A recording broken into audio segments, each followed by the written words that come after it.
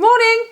Nice to be talking to you from my home in Devon. I thought I'd follow up on the video I did in Wales last week where I asked you guys if you wanted to know more about the training that I'm doing this winter. And seeing as you do, here I am. I'm going to tell you all about it.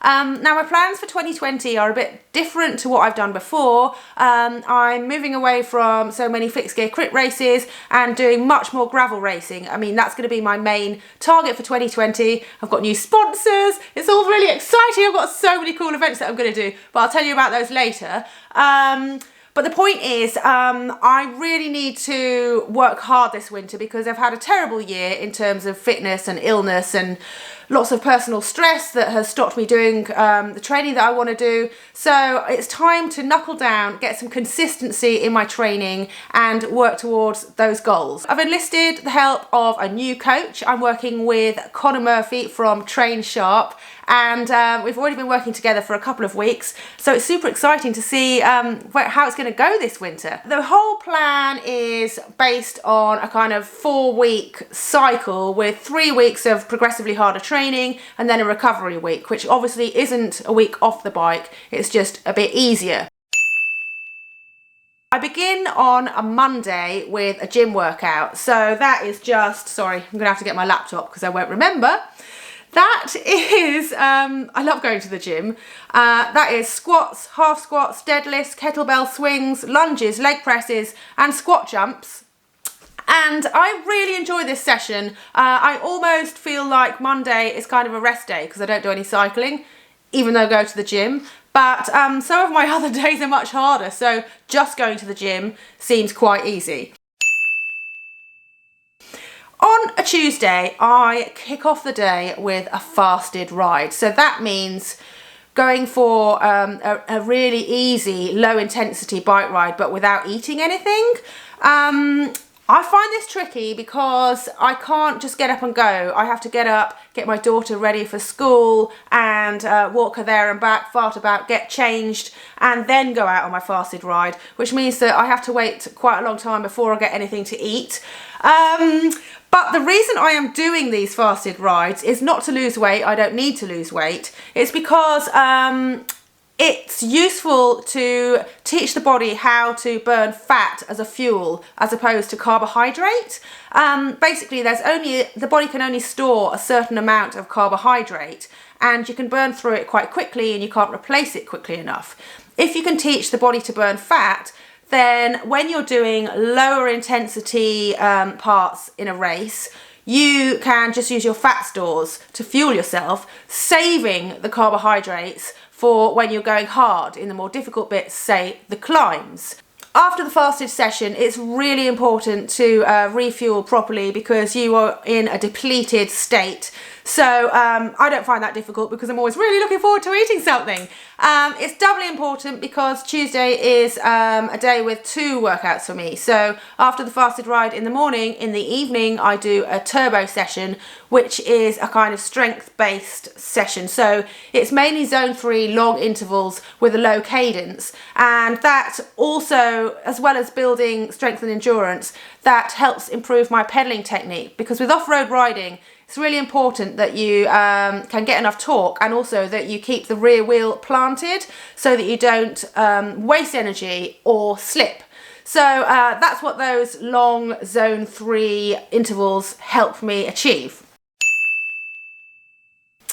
On Wednesday, I have a fairly easy zone 2 endurance ride, which I really enjoy. I normally go down to the local artisan bakery and buy a nice loaf of sourdough. That's my routine at the moment and I'm enjoying it. These zone 2 rides are really important because, you know, I had a lot of time off the bike this year and the races that I'm doing next year are seriously long, so I really need to build up my strength and stamina. We'll be looking at increasing these endurance rides each week until I can comfortably manage much longer rides. Where was I up to? Wednesday. Okay, Thursday. Thursday is another double day. So it kicks off with an endurance ride, but a much longer one. That's basically the bread and butter of the training plan that I'm doing. We're still in a kind of build phase because, you know, I always like to think of it in terms of the car analogy. There's no point in bolting a turbo onto a really rubbish engine in a rubbish car. You really need to work on that engine first. Make sure that, you know, you've got a decent car. Oh, this is so bad. You need to have a decent engine before you bolt on the turbo, right? So I do quite a lot of these Zone 2 endurance rides. On Thursday evening, it's back to the gym, and I love going to the gym, so all good. Friday is a rest day, a full rest day. Now rest days are really important because it's when you really adapt to all the training that you've done. The training's designed to stress the body. That's the whole point of it, but you really need to recover in order to make gains. So it's quite hard to really rest on a rest day. Obviously, you know, I've got a busy life and a family, but I am trying to be better with it. Like, just because you're not cycling doesn't mean it's a rest day. If you're like doing loads and loads and loads of stuff and running here, there and everywhere and doing loads of errands, then it's not restful, it's not a rest day, it doesn't count. So I am trying to sort of ease off a bit on a Friday. Saturday is amazing. So Train Sharp had this great idea of making Saturday just a free ride for me, so I can just go and ride whatever bike I want for as long as I want, as fast or slow as I want, and it's just really, really helps keep me motivated to ride. If there was just another training workout on a Saturday, I might be a bit like, ugh. But because I can just do anything I want, I just always really want to go and do something fun, so it makes me ride even more. The other good thing is I tend to go and ride my mountain bike, and obviously any kind of mountain bike riding is going to really help with my gravel racing because you're developing skill and technique, and so yeah, it kind of is training in a way.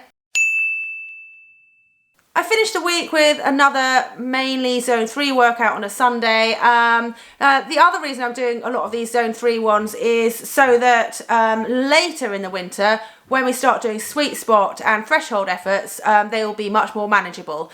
If we just chuck those in right away, right now, when I've not developed any kind of base power or consistency, then they are going to be much harder and it's going to take me longer to recover, so the gains will be fewer. So I hope that makes sense to you. It's quite hard to remember everything and explain it all to you without going off track. Do let me know if you want to know any more specifics about my training, or if you've got any questions about gravel racing and training for a gravel race. I'm actually a qualified coach, so you might wonder why I've employed someone else to coach me, but I would say that most coaches who race have a coach. It really helps with accountability, it saves me a lot of time, it stops me deliberating for hours about whether this is or isn't the right thing to do, and I just like being able to trust someone else and let them get on with it and I just focus on the riding. It makes me feel a lot calmer knowing I'm in good hands, rather than, yeah, I don't know, spending every Sunday evening writing my own training plan and then maybe not sticking to it. So yeah, that's kind of the reason behind it. But yeah, I hope you found this interesting. Let me know what you're doing this winter, and I'll chat to you next week. Oh, I think I might do a YouTube live, so keep an eye on my page to find out when it is, and I hope to speak to you then.